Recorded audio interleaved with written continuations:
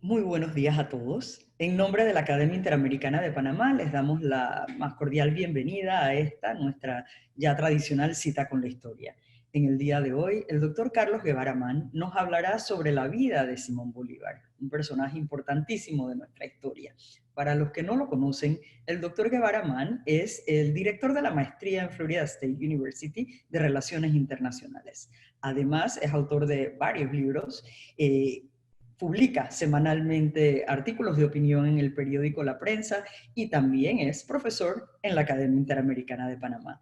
Es para nosotros un verdadero placer compartir con ustedes los conocimientos de Carlos para ilustrarnos sobre acontecimientos tan importantes sobre la historia de nuestra vida. Así que, sin más preámbulo.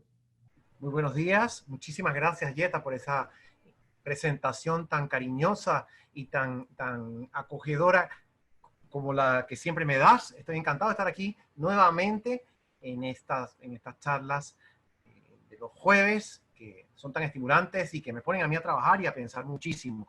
En esta ocasión nos reunimos para hablar acerca del libertador Simón Bolívar, la independencia de Panamá en 1821 y el Congreso Anfictiónico de 1826. Y ustedes se preguntarán, bueno, ¿y a santo de qué viene Bolívar a colación si este es un señor que estuvo vigente hace 2 siglos y estos acontecimientos tuvieron lugar hace muchísimo tiempo? ¿Cuál es la significación de todo esto? Bueno, en primer lugar, julio es un mes bolivariano por excelencia, porque en julio tenemos varias efemérides bolivarianas. Por supuesto, el natalicio del Libertador, el 24 de julio. Bolívar nació en Caracas el 24 de julio de 1783. Además de eso, tenemos la independencia de 3 repúblicas bolivarianas.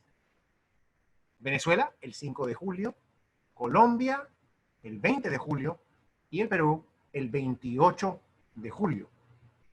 Además de eso, el 16 de julio, o sea, en esta misma fecha, 194 años atrás, 16 de julio de 1826, concluyó sus deliberaciones el Congreso de Panamá, conocido como el Congreso Anfictiónico, para hacer relación con la anfictionía de la antigua Grecia, una confederación anfictiónica, así se llamaba, la anfictionía, una confederación de estados, ciudades de la antigua Grecia, y el Congreso de Panamá se le dio ese nombre en alusión a la anfictionía de la antigua Grecia. El Congreso de Panamá se reunió el 22 de junio en esta ciudad, en el convento de San Francisco, detrás de la iglesia homónima, iglesia de San Francisco de Asís, en el Casco Viejo, y deliberó hasta el 16 de abril, o sea, esta misma fecha, como dije, 194 años atrás. Así que este es un aniversario de la conclusión del Congreso Anfictiónico, el Congreso Bolivariano de Panamá,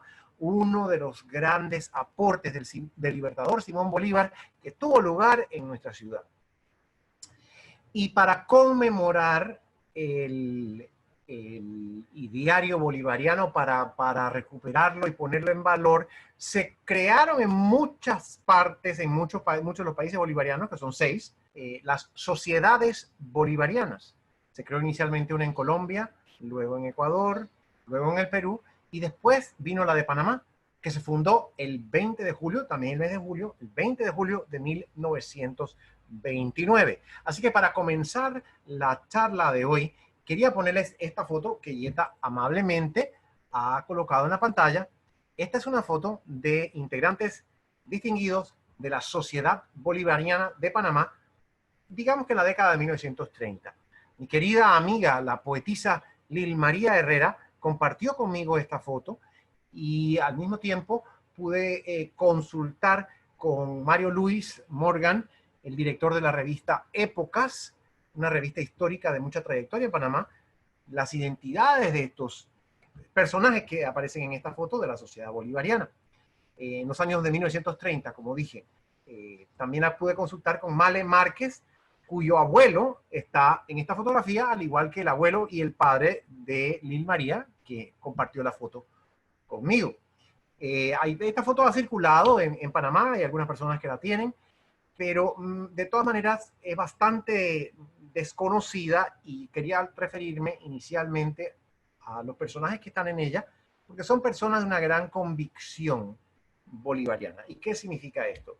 Una convicción o una creencia muy firme, muy fuerte, muy profunda en el sistema republicano de gobierno. El sistema republicano como una opción, una alternativa, digámoslo, a la monarquía despótica, que era el otro sistema de gobierno que había en ese momento, y entre la monarquía despótica y el republicanismo, nuestros patriotas optaron por el sistema republicano.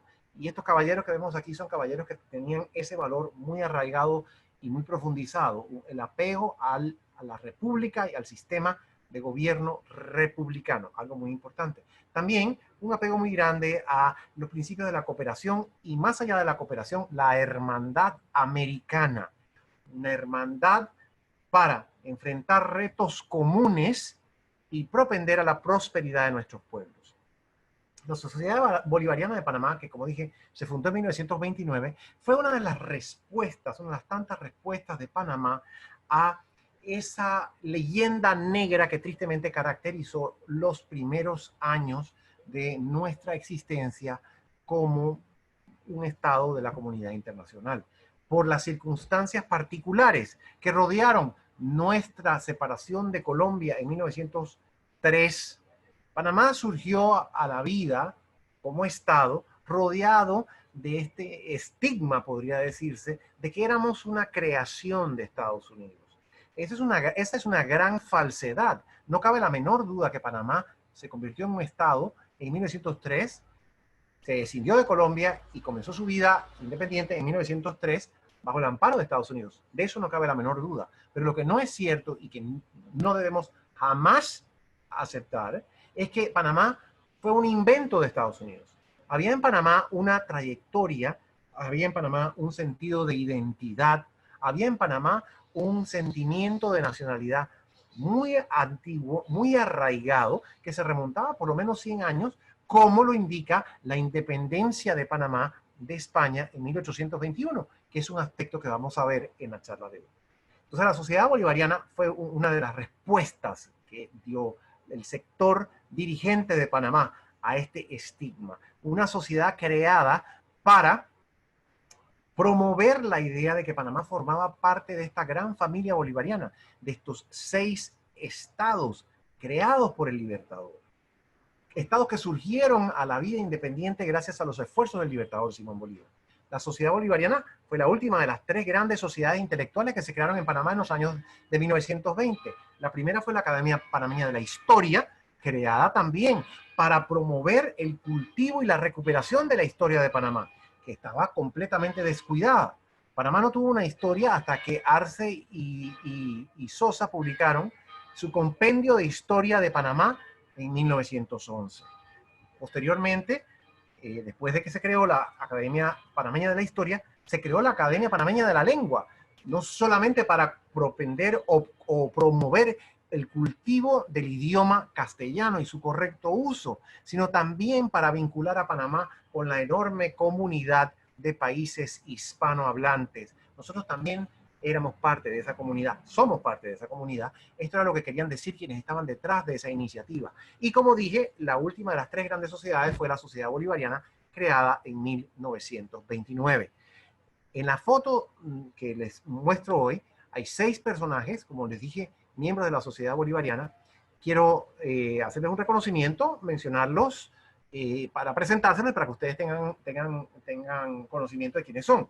En primera instancia, de izquierda a derecha, Guillermo Méndez Pereira, educador, nacido en Aguadulce, oriundo de Aguadulce, como la familia Méndez Pereira, educador muy destacado de los primeros años de la República. También fue servidor del Estado, servidor público, fue diputado en un periodo y posteriormente ministro en 2 carteras, por lo menos en Agricultura y Comercio por un lado y en Relaciones Exteriores. Alguien que se dedicó mucho al impulso de la educación, fue el primer director de la revista de la Universidad de Panamá, bolivariano también. A su izquierda, o sea, el que viene después, a nuestra derecha, el doctor Gregorio Miró, formado en la Pontificia Universidad Javeriana de Bogotá, un abogado de grandes merecimientos que sirvió en la judicatura con absoluta probidad, con una reputación muy sólida de corrección y de probidad, y alguien que hizo también aportes intelectuales valiosos. A su izquierda, o sea, a nuestra derecha, está el doctor José de la Cruz Herrera, presidente en ese momento de la Sociedad Bolivariana de Panamá. Un intelectual de merecimientos extraordinarios, alguien que nació en Garachiné, en la provincia del Darién, y desde allí llegó a Bogotá, al Colegio Mayor del Rosario, hoy Universidad del Rosario, donde obtuvo su doctorado y se dedicó a partir de ese momento a la educación, a la vida pública, a la promoción de los valores cívicos y de los valores cristianos, también un hombre de una profunda religiosidad. En los últimos años de su vida, que fueron los últimos 20 años de su vida, fue nuestro representante diplomático en la Argentina y, como dije, los merecimientos intelectuales del doctor Herrera son extraordinarios.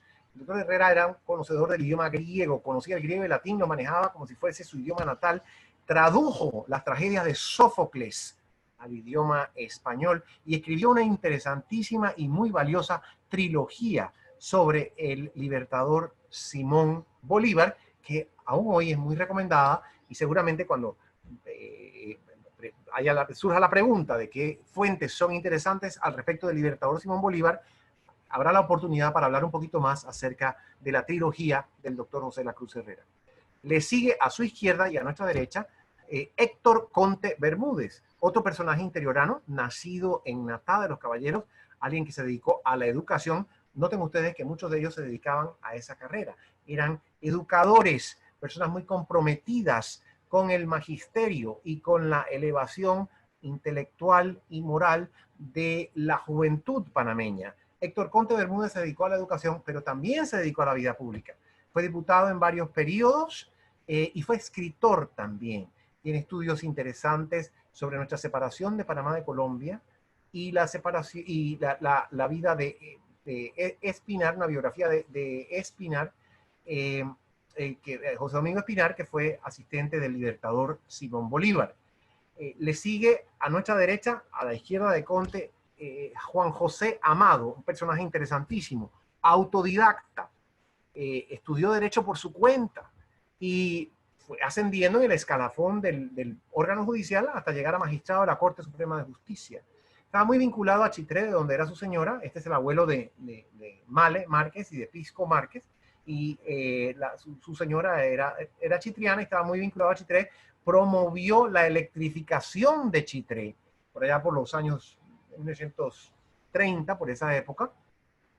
Y además, como dije, se dedicó al derecho, escribía, era escritor también, escribía artículos, sobre todo artículos de periódico y de revista, con muy buena pluma, y abogado de la Iglesia, consultor jurídico de la Curia Metropolitana en Panamá, prestó invaluables servicios a la Iglesia Católica de Panamá y como tal fue honrado por el Papa, por ese desempeño que tuvo. Y el último, a nuestra derecha, quien estaría a la izquierda, quien está a la izquierda de Amado, es el Benjamín del grupo, que fue el único que yo conocí personalmente, porque cuando nací yo ya todos los demás habían fallecido, excepto el Benjamín del grupo, Alfonso Herrera y Franco, el padre del hijo del doctor José de la Cruz Herrera, una persona de grandes ejecutorias en la vida cívica y la vida abogadil de Panamá. Se dedicó sobre todo a la administración de bienes raíces, esa fue su principal ocupación, pero tuvo inquietudes cívicas muy importantes, además de que tuvo también un desempeño político en el Partido Demócrata Cristiano. Era demócrata cristiano de muy firmes convicciones y alguien que se enfrentó directamente a la dictadura militar durante ese régimen que estuvo vigente aquí en Panamá durante 21 años.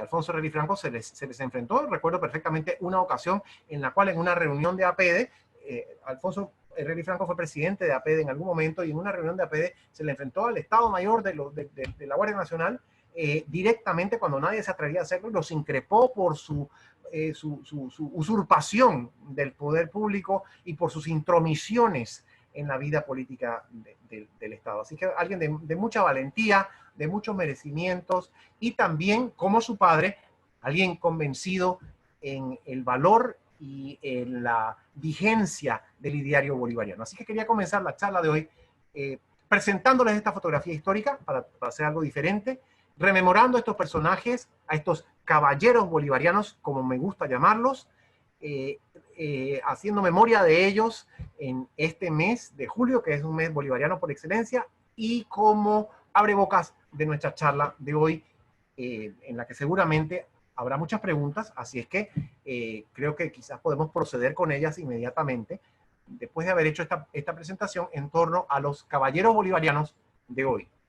En esta instancia se le debe la independencia de Sudamérica, de la parte norte, la porción norte de Sudamérica, para ser más específico, de Venezuela, Colombia, Ecuador, el Perú en gran medida, y el Perú en ese momento comprendía el Alto Perú, que es ahora Bolivia. Entonces, en gran medida, la liberación de Perú y de Bolivia se debe a Bolívar, y en una medida muy importante, el gran líder de la independencia de Venezuela, Colombia y Ecuador fue Simón Bolívar. Eso en primer lugar.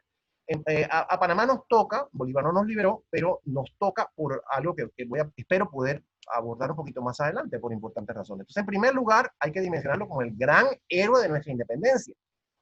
Y eso puede sonar muy lejano, muy romántico, muy etéreo, muy superficial, pero es un paso absolutamente revolucionario y absolutamente importante. Yo quiero que, si se trata de dimensionar, que fue la palabra que utilizamos, yo quiero que observemos que hasta principios del siglo XIX, nosotros, o nuestros territorios y nuestros ascendientes que vivían acá, eran vasallos de un monarca despótico. Eso era lo que éramos, vasallos de un monarca despótico. Obviamente que había algunas leyes al verlo en principio, pero no había nada de libertad, ningún elemento de participación. Y la noción de ciudadanía que nosotros tenemos hoy, que es somos ciudadanos y parte integral de un Estado, y que el Estado tiene una obligación hacia nosotros y que nosotros tenemos el deber de contribuir al Estado, esa noción no existía. Éramos súbditos o vasallos de un rey. Entonces, esa transformación de súbditos a ciudadanos, a mí me parece que es absolutamente fundamental, absolutamente importante y absolutamente revolucionaria.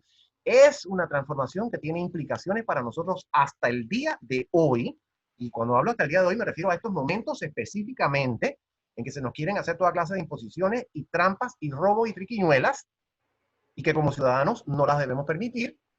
Así es que eso creo yo que es un elemento importantísimo para dimensionar este gran evento que fue la independencia de América, liderada en la porción del norte de Sudamérica por Simón Bolívar. En segundo lugar, hay que dimensionarlo como creador de estados. Hay 6 estados que se llaman bolivarianos, a cuya fundación concurrió Bolívar directamente. Y no solamente estados, sino estados según el formato republicano. Entonces, la gran división de regímenes políticos en aquella época era entre monarquías y repúblicas. La república era el sistema de gobierno de avanzada, del futuro, el sistema moderno de vanguardia. La monarquía era el sistema tradicional. Y la monarquía era, en esencia, una monarquía absoluta, como lo acabo de definir, en que no había ciudadanos, sino que había vasallos y súbditos, y que no había derechos más que lo que le diera la gana al rey. En principio, ese era el sistema. Un sistema de ciudadanos constituidos en una república es un sistema absolutamente distinto y revolucionario. Entonces, ese es otro gran aporte de Bolívar. Hay que dimensionarlo de esa manera, como creador de estados y de estados republicanos. Porque en ese momento se habló acerca de la creación, de qué forma tendrían estos nuevos estados. Eso fue el gran debate, y esto para mí es fascinante, porque son cosas que nosotros tomamos como un hecho. Decimos, sí, la República de Panamá, la República de Colombia, la República del Ecuador, del Perú, qué sé yo, y no nos detenemos a pensar qué implica ser una república. Fue un asunto absolutamente revolucionario. Todavía a principios del siglo XIX en América, después de que los países declararon su independencia, los territorios declararon su independencia, había sectores partidarios de la monarquía. En primer lugar, había sectores que no querían escindirse de España de ninguna manera. Y en segundo lugar, había quienes se querían escindir de España para establecer monarquía. México comenzó como una monarquía. México no comenzó como una república, comenzó en 1821 como una monarquía. El imperio mexicano sucumbió, el primero sucumbió un par de años más tarde, pero después los mexicanos instituyeron con influencia e intervención extranjera a mediados del siglo XIX otro imperio, el segundo imperio. Importaron un príncipe de Austria, el archiduque Maximiliano, y lo pusieron en el trono como emperador de México. Entonces había todavía la idea de que la monarquía era un sistema válido para América Latina, para los nuevos territorios. Brasil comenzó como una monarquía, como el imperio del Brasil, y continuó siendo una monarquía desde su independencia de Portugal en 1822 hasta 1889. Duró 67 años como monarquía. Entonces, optar por la república, por un sistema distinto, totalmente opuesto al sistema monárquico, era algo absolutamente revolucionario. Y la gran distinción entre regímenes políticos era entre monarquías y repúblicas. Y las monarquías, como dije, eran en su mayoría monarquías absolutas, con excepción de la monarquía de Inglaterra, de Gran Bretaña, que era una monarquía limitada. Y creo que la tercera dimensión importante de Bolívar es su dimensión como internacionalista.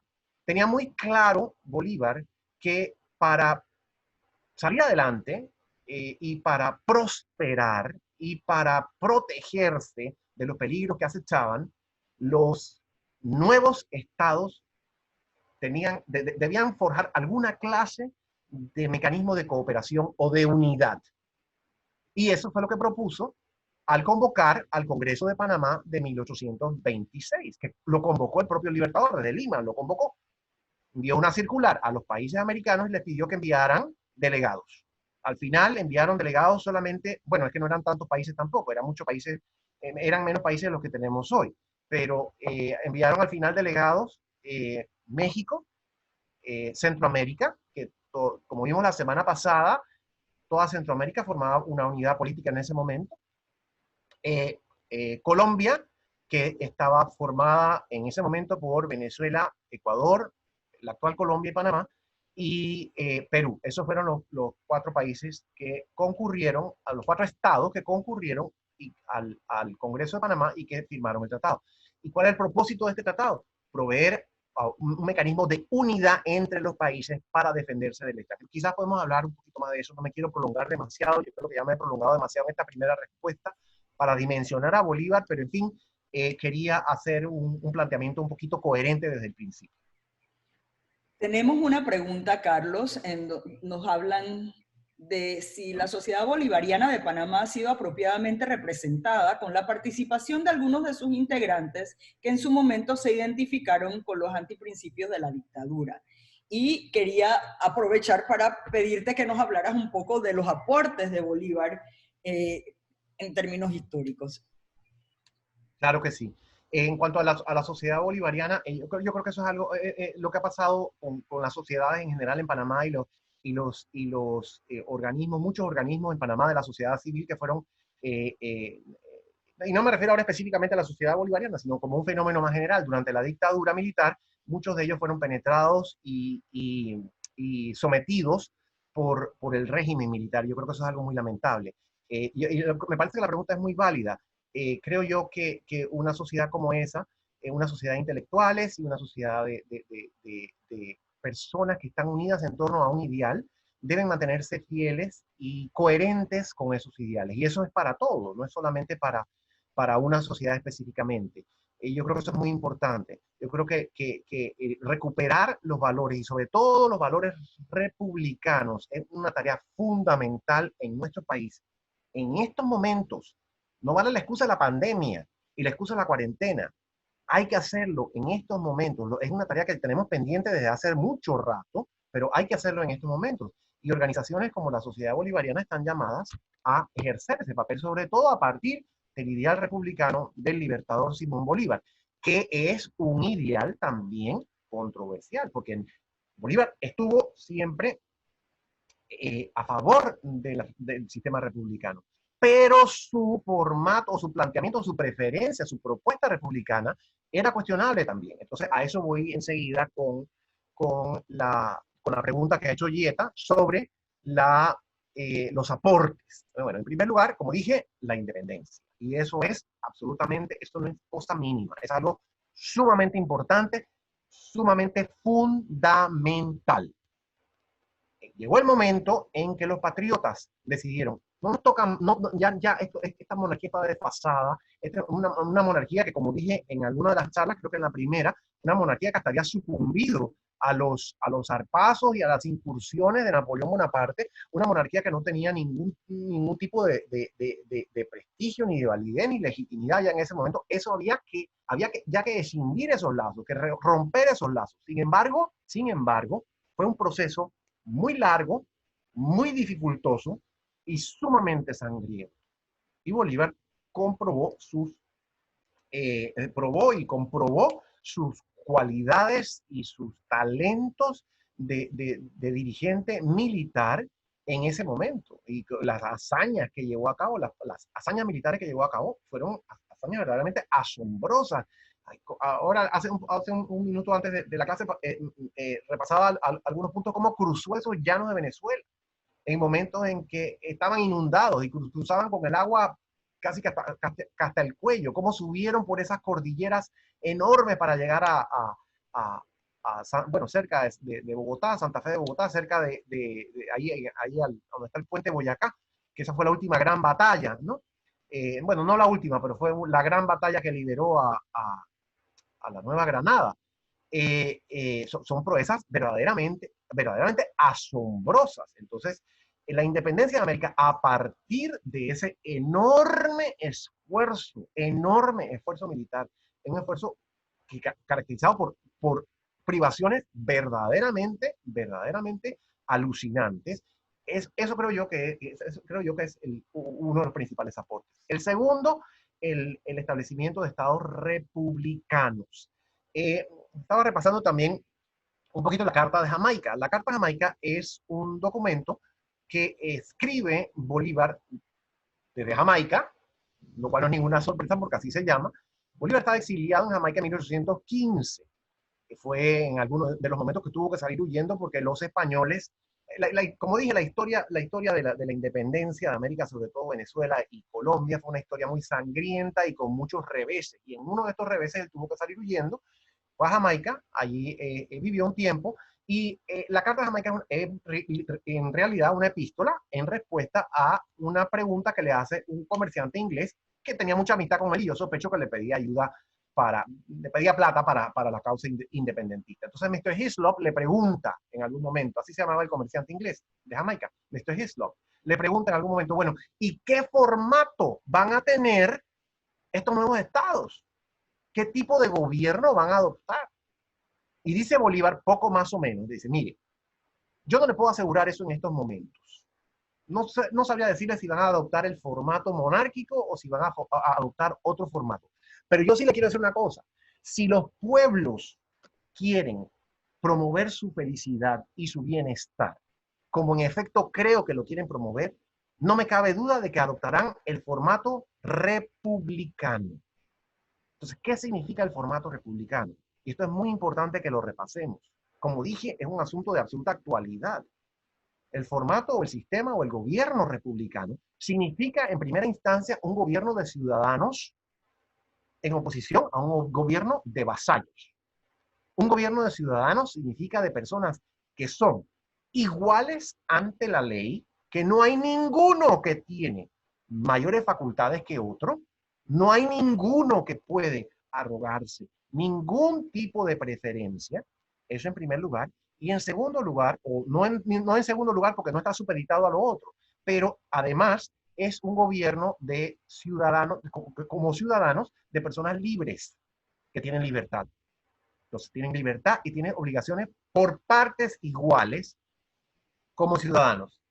Además, es un gobierno representativo que se ejerce a través de representantes, lo cual implica que tiene que haber elecciones y que esas elecciones tienen que ser libres y pulcras.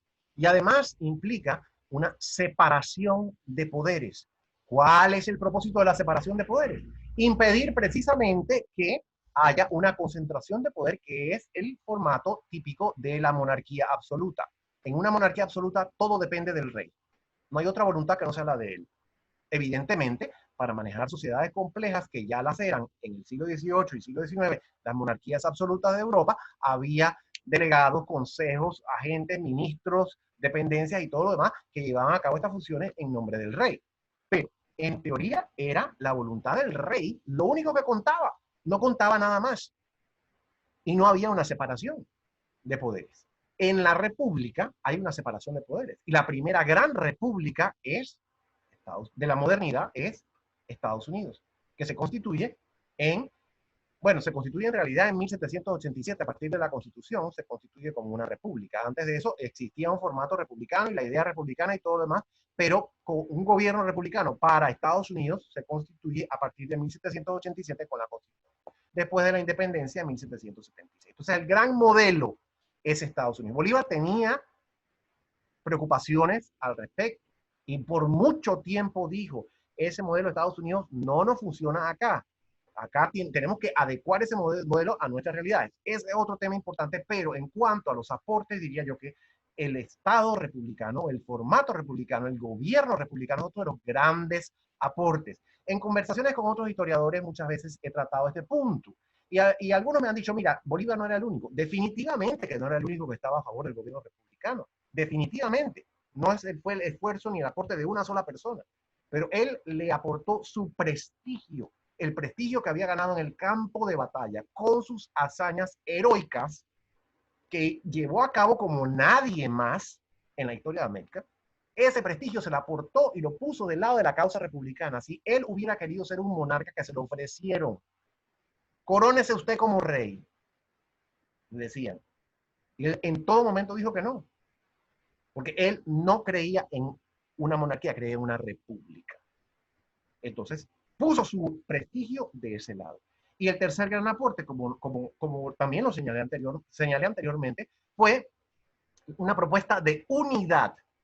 Decía, estos estados, cada uno, estos territorios, cada uno por su lado, no van a poder salir adelante. Y yo creo que en ese sentido fue un gran visionario. Porque eventualmente, ¿qué fue lo que pasó en América? Los territorios se fueron segregando y muchos de ellos partiendo en pedazos y las nuevas repúblicas eran repúblicas, o los nuevos estados eran estados pequeños, eran estados débiles, eran estados que a lo largo de 200 años han estado sometidos en gran medida a intereses extranjeros.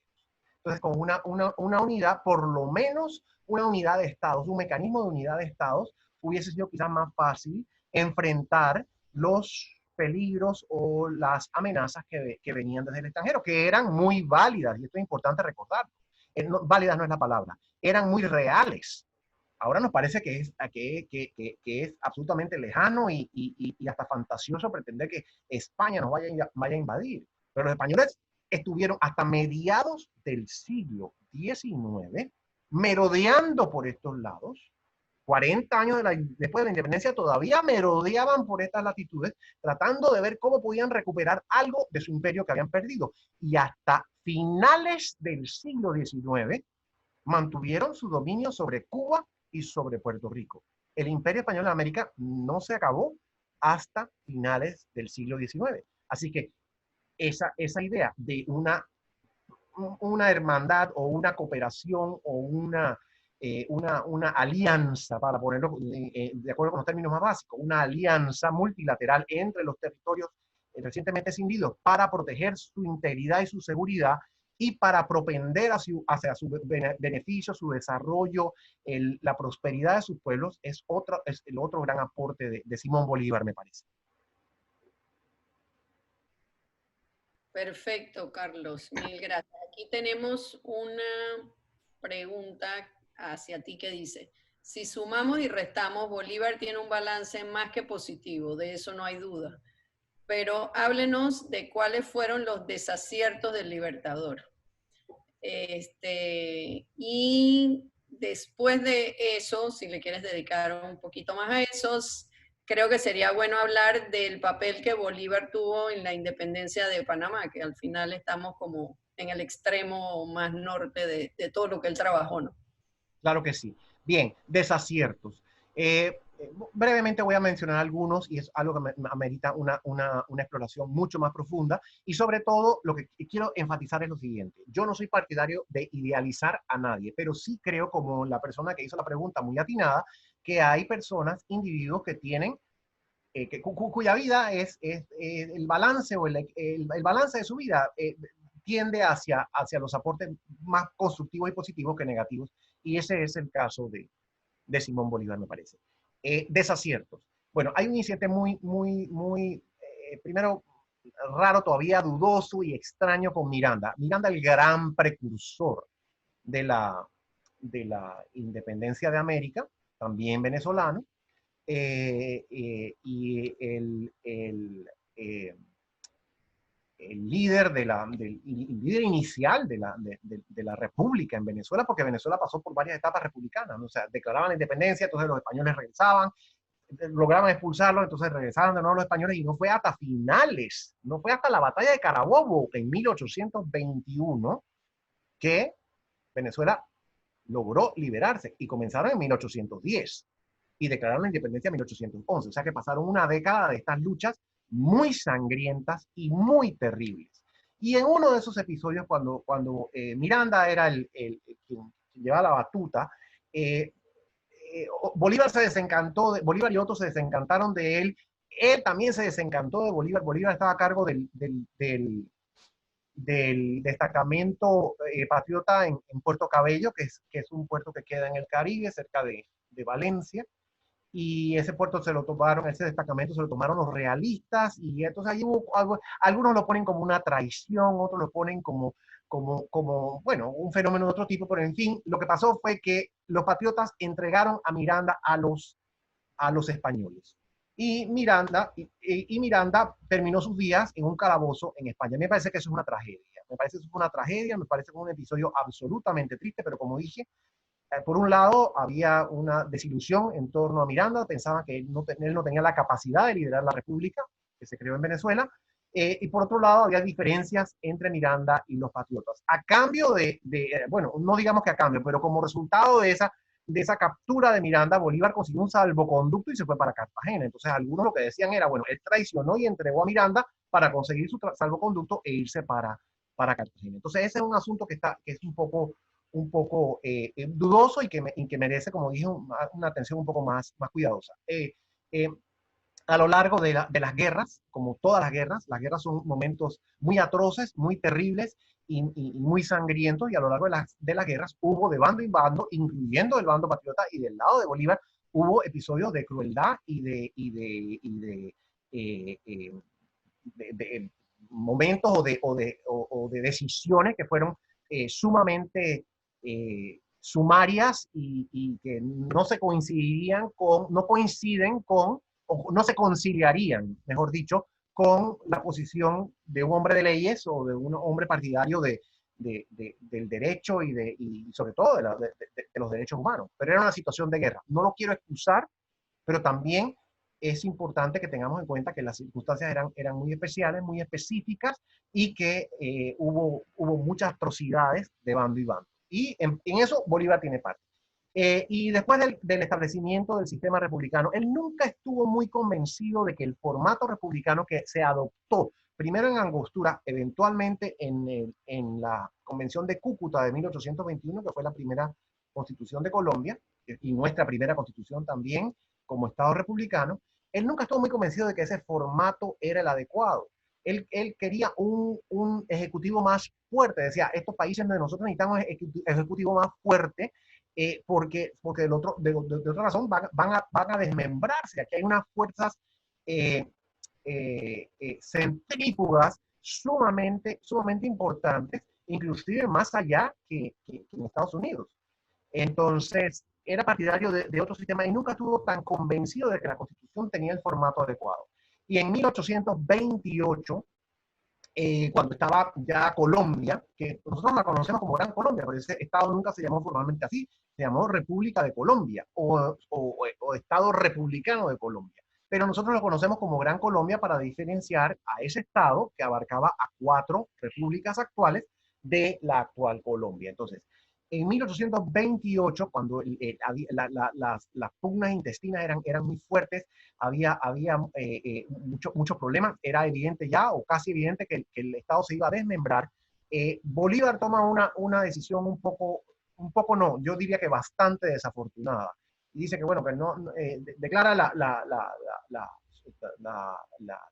ha dejado de existir, deja de existir la Constitución, y él asume los poderes o la representación del Estado, la representación máxima del Estado en aquella tradición romana de la dictadura, que no es la misma dictadura entonces no significaba lo que significa hoy, era en esa tradición romana de quien ejercía una función transitoria para corregir el rumbo del Estado. Ese fue el sentido en que se instaló esa dictadura, la dictadura de Bolívar, de 1828.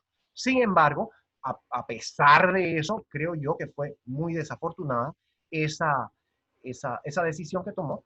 Eventualmente, esa decisión se revirtió. Bolívar se dio cuenta de que su presencia era un elemento de mayor división y ahí decidió renunciar, y ahí decide que se va a ir a vivir a Europa. Entonces sale de Bogotá a principios de 1830 y, bueno, hace ese trayecto, que era un trayecto de lo más arduo y de lo más largo, hasta llegar eventualmente a Santa Marta, de donde se quería embarcar, pero allí muere en Santa Marta en diciembre de 1830. Muy desilusionado, muy deprimido, porque sentía que todo por lo cual había luchado se había perdido. Pero definitivamente tuvo desaciertos, y yo diría que esos que he mencionado son quizás están quizás entre los desaciertos principales, y que no son poca cosa, tampoco los quiero minimizar, pero sí coincido con la persona que hizo la pregunta que su aporte positivo supera a los aportes negativos. Entonces había la pregunta que no me acuerdo cuál era, Mona Lisa Olleta, ¿cuál era la pregunta? Que ¿cuál era el papel de Bolívar en la independencia de Panamá? Bueno, directamente ninguno. Y esto es importante para que los panameños lo tengamos en cuenta, porque o no lo sabemos o se nos olvida. Por ahí vi una vez que Bolívar liberó a Panamá. Eso no es verdad. Bolívar no liberó a Panamá. Bolívar no tuvo nada que ver directamente con nuestra independencia. Entonces ustedes dirán, ¿por qué somos un país bolivariano? Ya les voy a decir enseguida. Pero Bolívar directamente no tuvo nada que ver. Indirectamente, sí. Y esta cronología es muy interesante. En 1821 Panamá todavía estaba sometida a España. Y Panamá era un lugar por donde pasaban las tropas, evidentemente, porque venían las tropas de España hacia el sur, o las tropas españolas que subían del sur, que tenían que ir a otra parte, pasaban por Panamá. O sea que los españoles tenían este lugar bastante resguardado. Sin embargo, estaba el fermento de la independencia. Todas estas ideas estaban circulando. Y aquí, a pesar de que no había WhatsApp y que no había medios, redes sociales, y que no había todas esas cosas, la gente se enteraba y la gente tenía conocimiento de lo que estaba sucediendo. La gente sabía que hacía 10 años había una guerra encarnizada en Sudamérica por obtener la independencia. La gente sabía que Buenos Aires, las Provincias Unidas del Río de la Plata, eventualmente Argentina, y que Chile se habían independizado. La gente ya sabía a principios, ya a mediados de 1821, la gente, o en 1821, la gente en Panamá ya sabía que la batalla de Carabobo se había llevado a cabo. Mencioné la batalla de Carabobo en Venezuela, que fue la última gran batalla que puso fin al dominio español allí. Eso fue en junio de 1821. Un poquito más adelante se reúne, como dije, la Convención de Cúcuta, que dicta la primera constitución, la Constitución de Colombia. Entonces, la gente ya tenía noticias de eso. ¿Qué pasa por el otro lado? Por el lado de México y Centroamérica. México y Centroamérica en septiembre de 1821 declaran su independencia. Entonces, esas noticias van llegando a Panamá. Eventualmente, aquí se van enterando y la gente va haciendo el cálculo. Bueno, los españoles están en decadencia y lo que va en ascenso es el sistema republicano, y lo que va en ascenso es Bolívar. Y Bolívar ya tenía previsto que si Panamá, los españoles Panamá no sacaba a los españoles de acá, los españoles no se iban de acá, iba a tener que invadir a Panamá porque no podían tener un reducto español tan cerca de un Estado republicano que se acababa de constituir sobre el territorio de una antigua dominación española. Así que los panameños sabían eso. Y también, como dije, estaban inflamados de un sentimiento independentista en ese momento. Y curiosamente, esto es algo que nunca se nos debe olvidar, las acciones hacia la independencia comienzan en el interior de Panamá. Comienzan en el área de Los Santos. Los tableños dicen que ellos gritaron primero el 8 de noviembre. El acta de que tenemos constancia es el acta de la Villa de Los Santos del 10 de noviembre de 1821.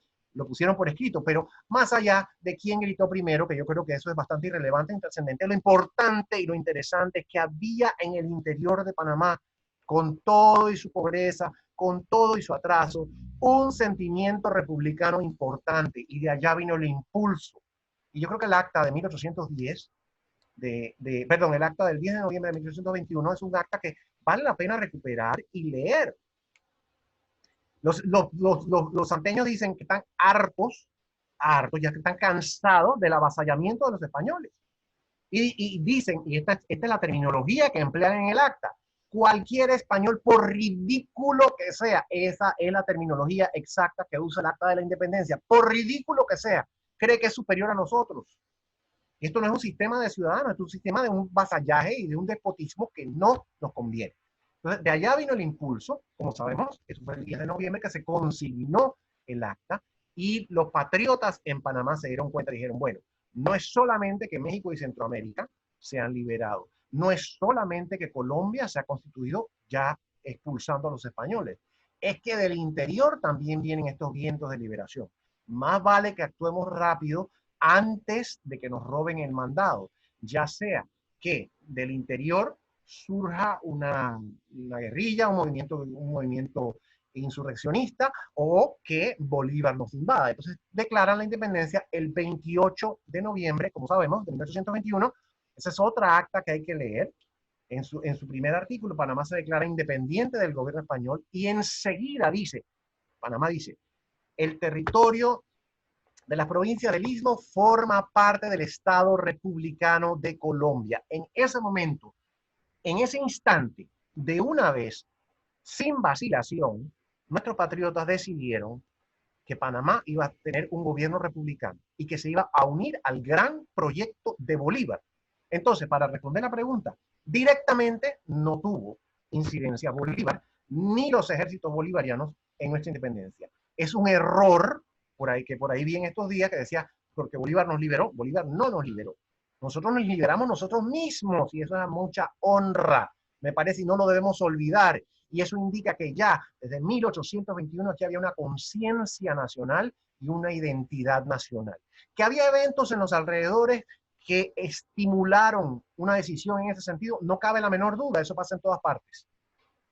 Que había dudas acerca de qué hacer, por supuesto que había dudas. Pero ¿cuál fue el resultado final? La independencia por nuestros propios medios y nuestra opción por el sistema republicano, como parte de la República de Colombia, o el Estado Republicano de Colombia, que había fundado ¿quién?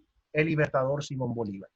Así que yo creo que eso es importante, que lo tengamos muy en cuenta y que siempre reflexionemos al respecto, porque hay muchas personas que tergiversan la historia, muchas personas que no saben, que escriben, que hablan, que comentan cosas que no son, y el resultado final de eso es denigrarnos como pueblo, como nación, como Estado, y contribuir a que otros países, otros pueblos, otras sociedades nos sigan dejando y minimizando cuando no hay lugar para eso. No sé si con eso más o menos abordo la pregunta. Me siento orgullosísima de ser panameña. Me imagino que para la región fue muy importante este tema de independencia en 1821, Carlos. Y definitivamente hablar del Congreso en 1826 también es relevante e importante. Así que luego que nos hablas de esas dos cositas, quisiera entonces referirme a las preguntas, que son varias, tenemos en el chat. Muy bien, muchísimas gracias. Yeta, me agrada que sea de interés. son, como dije, respuestas muy rápidas y hasta cierto punto superficiales. Y me da pena en ese sentido. Pero bueno, es lo que el tiempo nos permite y lo que las circunstancias nos permiten también. En cuanto a cómo fue recibida la independencia de Panamá, tenemos constancia de que Bolívar escribió al respecto, que es no puedo citarlo específicamente, quizás hay alguien en la concurrencia que lo recuerde, pero sus palabras poco más o menos fueron que el acta de independencia de Panamá era el texto más hermoso o más sublime que nación alguna pudiese haber dado a la comunidad de los pueblos. Algo en ese sentido. Todo está allí consultado, decía Bolívar. Bueno, yo creo que fue un poco poético, verdaderamente. Me parece que la reacción de Bolívar fue un poco poética y no sé en realidad con qué fin tuvo esa reacción tan poética, porque cuando uno lee el acta de la independencia, a mí no me parece que es un texto sublime. A mí no me parece que es un texto maravilloso y lleno de conceptos abstractos y filosóficos. No me parece para nada. Me parece que es un ejemplo de pragmatismo. Pero definitivamente, esa es nuestra realidad. Y tenemos que asumirla y tenemos que sentirnos satisfechos y orgullosos de ella porque no hay razón para sentirnos menos que los demás. No es un texto como la Declaración de Independencia de Estados Unidos.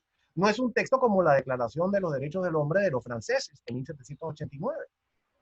Derechos del hombre y del ciudadano. No es una declaración de ese tipo. Es algo mucho más pragmático, mucho más realista y mucho más transaccional. Si esa era la naturaleza del sector dominante en Panamá, eran comerciantes. Entonces, el texto refleja esa actitud, pero de todas maneras es un texto importante y yo creo que Bolívar lo dimensionó de esa manera. Debe haber dicho, bueno, más vale que decidieron por sus propios medios liberarse, porque si no, y unirse a nosotros, porque si no lo hubieran hecho, nosotros hubiéramos tenido que invadirlo, porque no podíamos permitir que en Panamá hubiese un gobierno español. Entonces, eso me parece que de alguna manera u otra aborda la pregunta hecha sobre cómo fue recibida la independencia de Panamá. Panamá enseguida entró a formar parte del Estado Republicano de Colombia con muchas expectativas. Esas expectativas no se vieron cumplidas, como lo sabemos perfectamente. Después de que se desmembró la Gran Colombia, quedamos nosotros pegados de lo que se llamó la Nueva Granada. Varias veces nos tratamos de separar, 3 veces, como lo saben ustedes, y además de eso hubo el gran experimento del Estado federal a mediados del siglo XIX, entre 1855 y 1885, en que los panameños, bajo el gran liderazgo de Justo Rosemena, nuestro principal estadista, tratamos de seguir funcionando con Colombia en un formato federal, pero eso también eventualmente fracasó y ya hacia finales del siglo XIX, principios del siglo XX, no quedó más remedio que separarnos de Colombia. Pero Panamá sí se unió a ese experimento, a esa propuesta de Bolívar con mucha expectativa y era absolutamente razonable que así fuera. No queríamos seguir siendo una dominación española, no queríamos seguir siendo vasallos de un déspota, queríamos ser ciudadanos, nos atraía esa idea. Y qué mejor idea, qué mejor propuesta que unirnos al proyecto bolivariano acerca del cual había tan grandes expectativas y que parecía algo que tenía tanta viabilidad en ese momento. Así que eso es importante tenerlo presente. Poco después de 1821, cuando se funda formalmente la República de Colombia y Panamá entra a formar parte de ese estado, Bolívar desde Lima, como dije, convoca al Congreso de Panamá. Después se le puso anfictiónico al Congreso, anfictiónico en alusión a la anfictionía de la antigua Grecia. La anfictionía era una forma de unión, de confederación entre las ciudades-estados de la antigua Grecia. Entonces, en alusión a esa anfictionía se le llama al Congreso de Panamá Congreso Anfictiónico, pero fue convocado como Congreso de Panamá.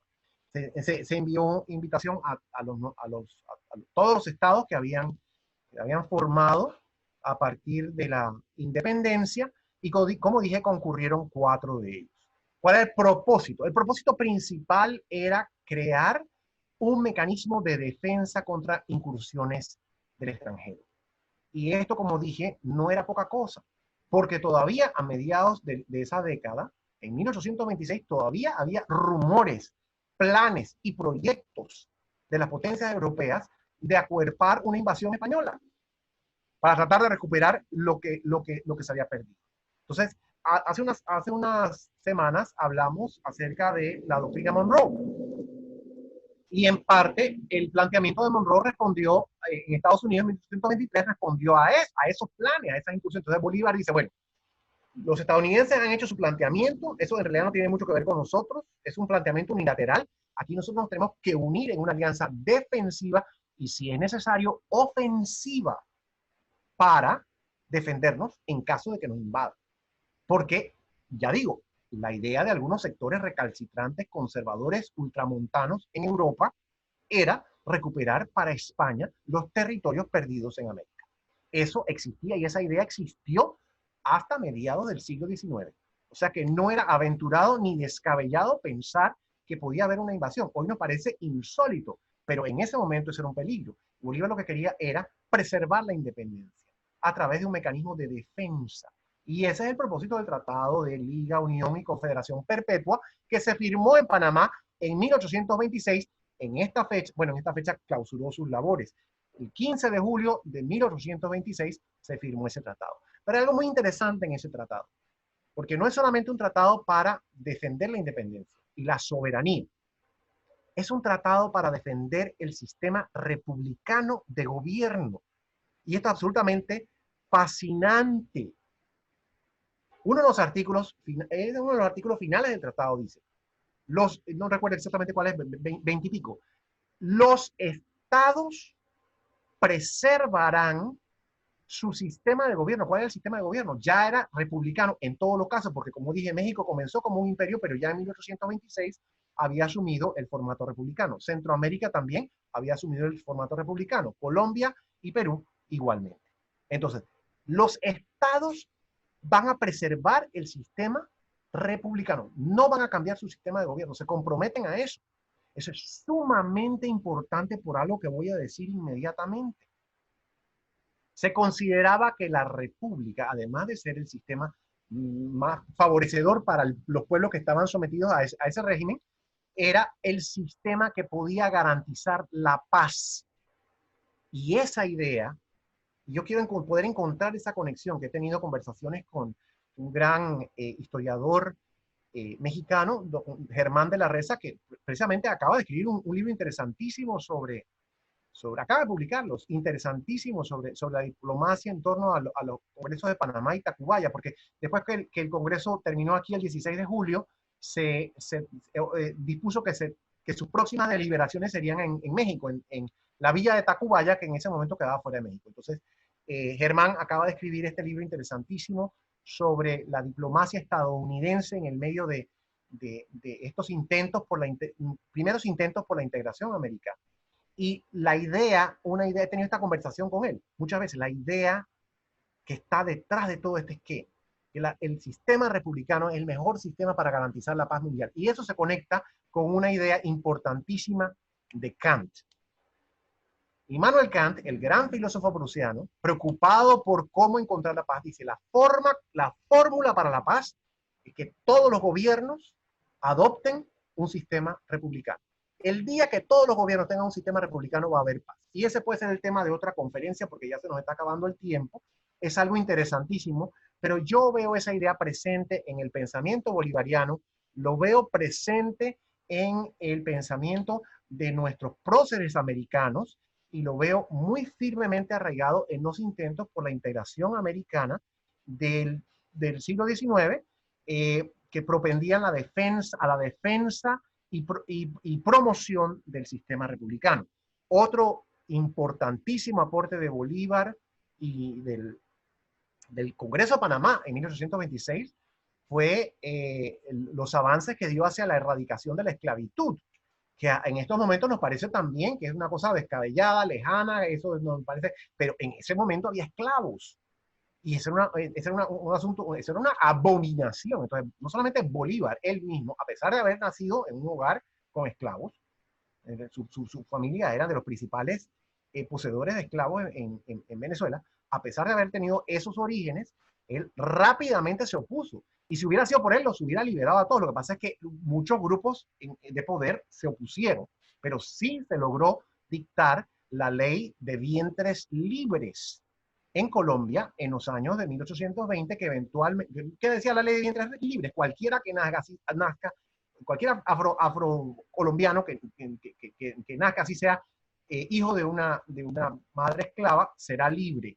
O sea, no continuará en la esclavitud. Y así eventualmente se redujo de una forma muy importante el número de esclavos en Colombia. Entonces, y el tratado de 1826, que se firmó en Panamá, también tenía una cláusula en que los estados que participaban en el acuerdo, como dije, México, Centroamérica, Colombia y Perú, se comprometían a suprimir el tráfico de esclavos, porque a principios del siglo XIX, este era otro fenómeno. No solamente era que la esclavitud continuaba, sino que el tráfico de esclavos continuaba. Seguían trayendo esclavos de África para venderlos en América.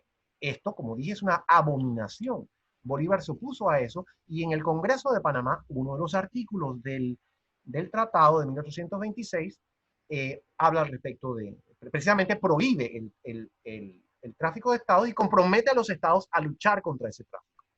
El tratado de 1826 de Unión, Liga y Confederación Perpetua fue solamente aprobado por Colombia, los demás estados no lo ratificaron, con lo cual no surtió efecto, pero fue un asunto muy importante porque fue el primer paso, fue la primera conferencia internacional que hubo en América, la primera, y fue el primer tratado entre estados independientes que se escribió para América o en América, y ese gran congreso tuvo lugar en Panamá y concluyó sus labores en Panamá 94 años atrás en esta fecha. Se reunió en lo que hoy es el Salón Bolívar, que era el claustro, el lugar donde se reunían los monjes allá había un convento que se llama Convento de San Francisco, detrás de la iglesia de San Francisco, ¿no? De Asís, en el Casco Viejo.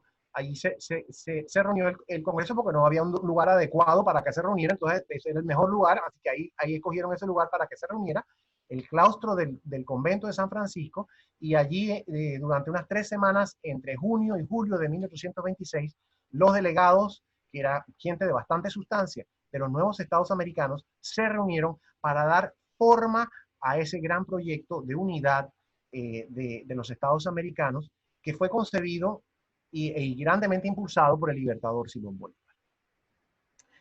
Con eso creo que digo algo al respecto de esos temas que, como mencioné, deben ser y merecen ser explorados en mucha mayor profundidad, pero el tiempo es nuestro enemigo implacable.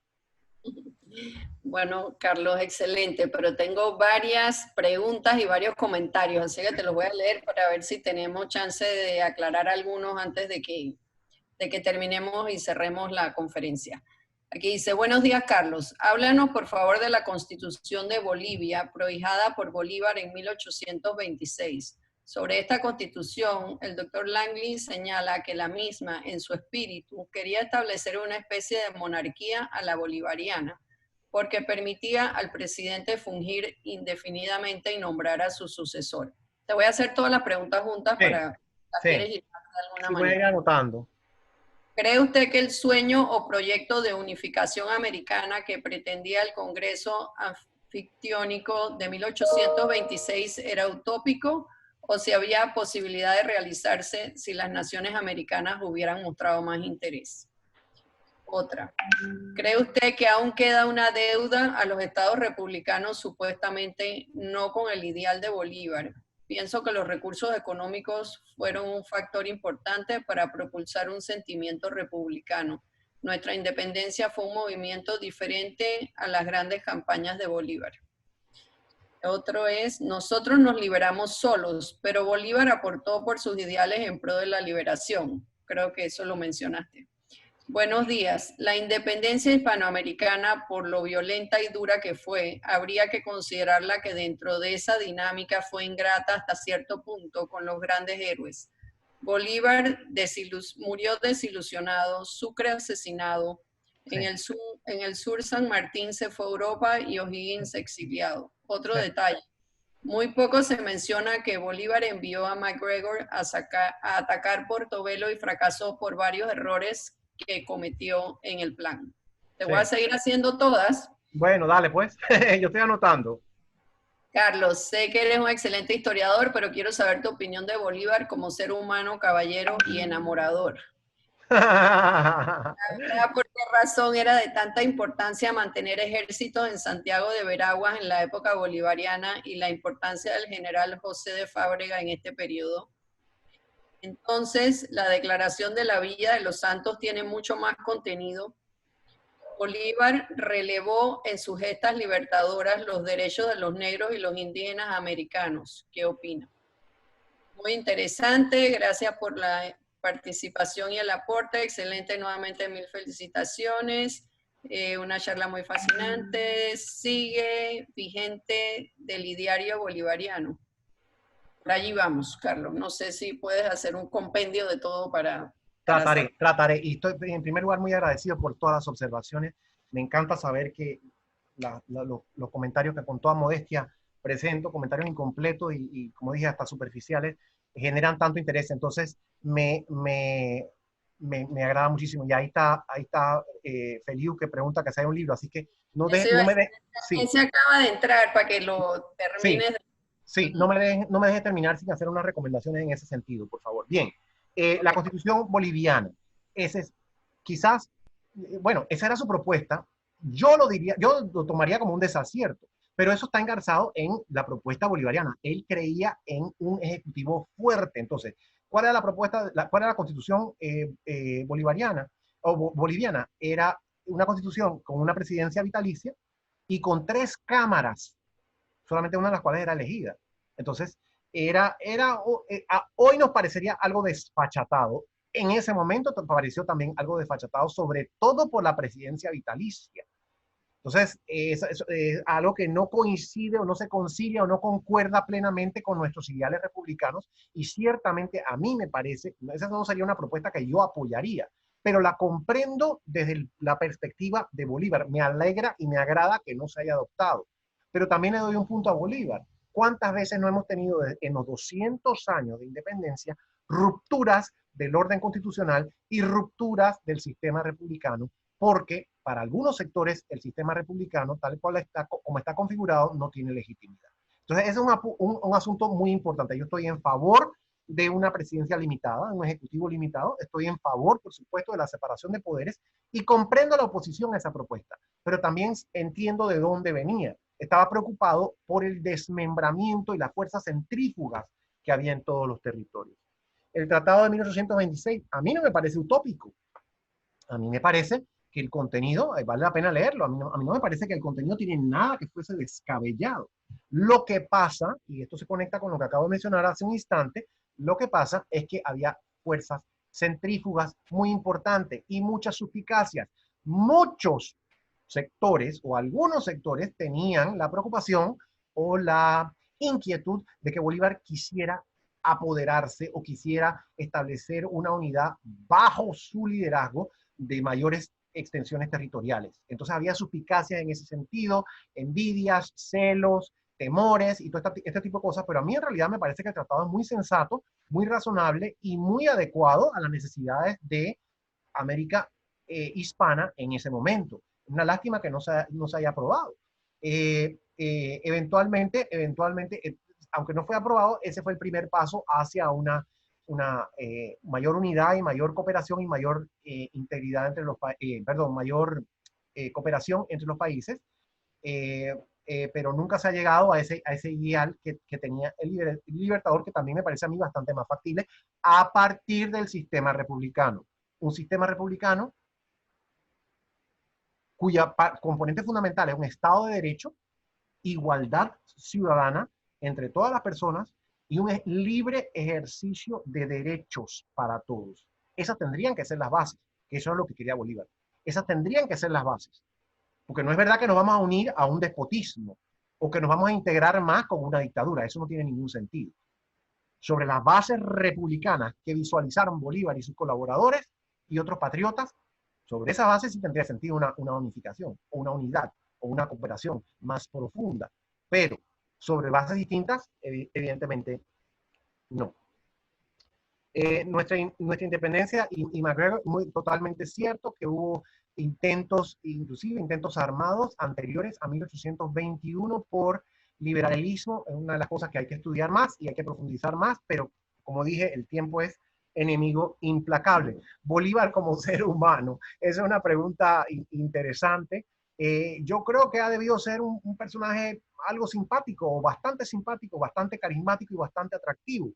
No me refiero a físicamente, sino en términos de su personalidad. Hay un libro que busqué en mi último viaje a Colombia, en febrero de este año, antes de la bendita cuarentena y la pandemia, de ella es una periodista muy conocida en Estados Unidos, se llama Marie Arana. Ella es de origen peruano y ha escrito lo que se hace llamar como la biografía final, por fin Bolívar tiene una biografía como se merece. A mí no me parece que es, a ver, preferiría otras, ¿no? Y enseguida voy a dar algunas recomendaciones en ese sentido. Pero esta, porque la persona preguntó acerca de Bolívar como persona, como ser humano, como individuo, y sobre los rasgos de su personalidad, esta aborda mucho esa faceta de su biografía. Así que en ese sentido sería recomendable.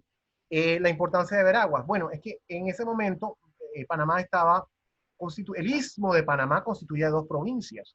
Había una que tenía con dos gobiernos españoles. Había un gobierno en Panamá y había un gobierno en Santiago. Santiago de Veraguas era un villorrio, lo mismo que Panamá. Panamá quizás tenía más contorno citadino, pero igualmente era un lugar pequeñísimo. Sin embargo, por Panamá pasaba, como dije, pasaban las mercancías, pasaban los ejércitos, pasaban los correos y demás. Entonces Panamá tenía un poquito más de importancia. Pero había un gobierno español en Panamá y también había un gobernador en eh,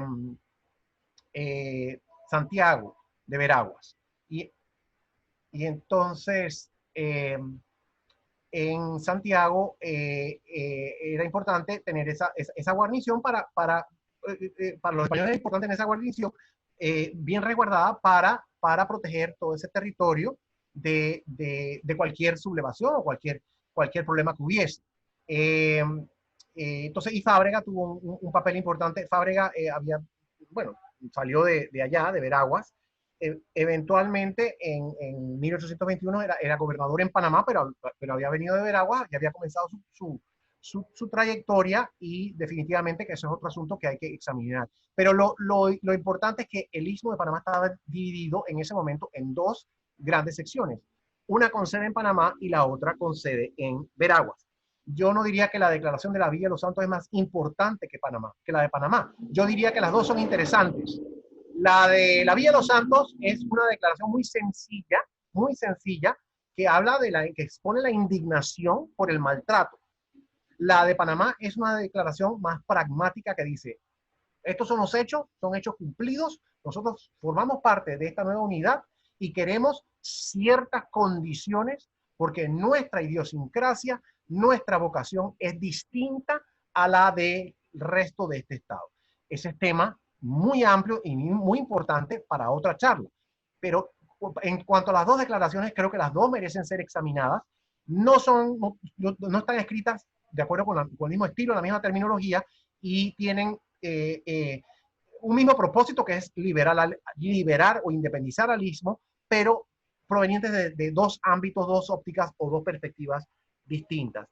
Creo que hablé acerca de la liberación de esclavos por la que proponía Bolívar y de sus disposiciones al respecto, incluyendo un artículo en el Tratado de 1826. Y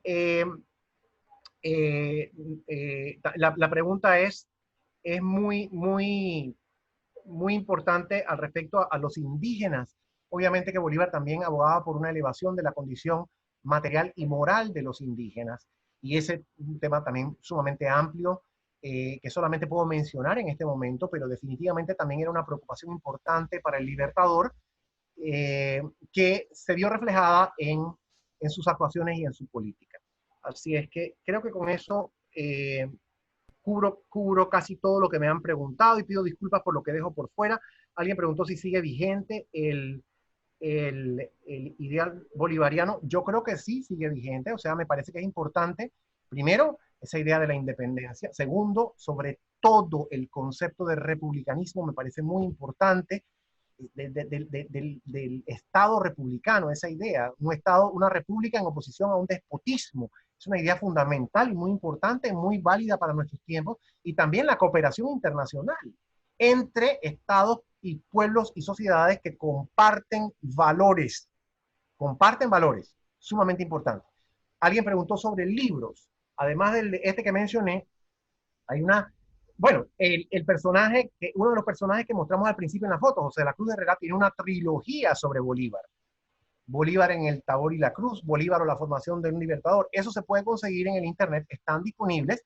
Una interesantísima trilogía sobre el libertador Simón Bolívar, que está disponible en internet,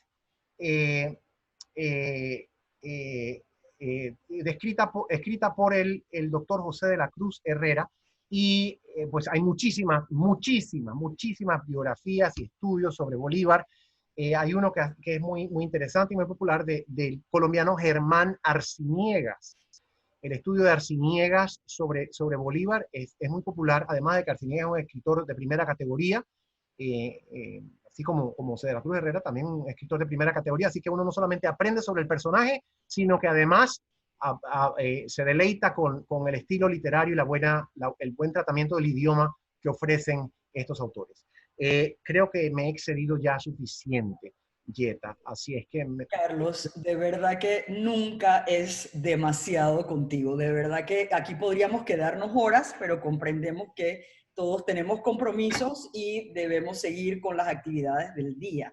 Así que una vez más, en nombre de la Academia Interamericana de Panamá y UNCEP, gremio de colegios a la cual pertenecemos, queremos darle las gracias y felicitar sobre todo a los estudiantes de distintas escuelas que nos acompañan hoy para aprender muchísimo sobre historia y todo lo que Carlos tiene a bien compartir con cada uno de nosotros. El colegio funciona en bimestres, por lo que las próximas 2 semanas estaremos de vacaciones. Retomaremos en 2 semanas, Carlos, y anunciaremos con suficiente tiempo la próxima exposición. Los exhortamos a compartirlo con todas sus amistades. El Zoom del colegio tiene un número bastante importante de participantes, así que no hay ningún problema con que queramos compartir esto con vecinos y amigos y familia, etc. Así que muchísimas gracias, Carlos, y nos despedimos nuevamente de ti en una cita con la historia. Hasta luego. Hasta luego. Muchas gracias.